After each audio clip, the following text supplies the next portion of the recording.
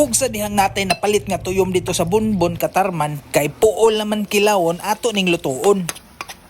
Oh, di ko ano mo kilaw og tuyom. So atong butangan og laing recipe. Perting kahang. So ang unang buhaton nato atong habwaon ang tuyom nga atong gipalit nga binutilya. Katunga lang ang akong gamiton kay kilawon ko ning katunga. Pagkahuman akong gisaan ang tuyom para mawala ang tubig ani. Ang akong nahuna-unaan is akong gisahon ang tuyom, butangan akong daghang sili para mag-aso-aso ang akong baba. Sili ispada og silimpuang akong gigamit dayani. Ato sang gibutangan og limonsito para naa sa ikik. O dira sugda na. Magpainit na tagmantika. Dayon, let's start in gisa-gisa process. Siyempre kabaw na mo ana kay mga tiguang man mo.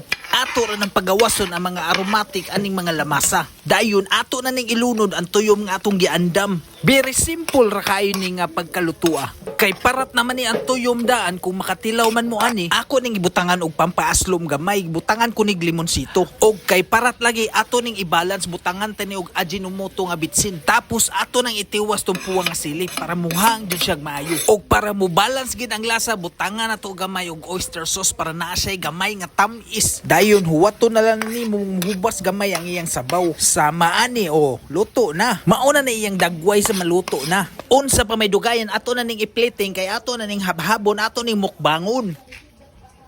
Ato na ning giparisan og lato og lami ang suka ni Lino. Ari na ta mo hilom kay muhabhab na ta. Sige paglaway sa mo.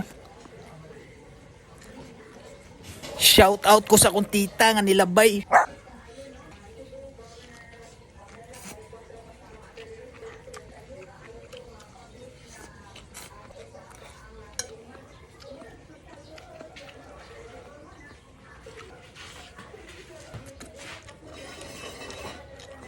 In fairness, nakayon ko sa lasa. Lami.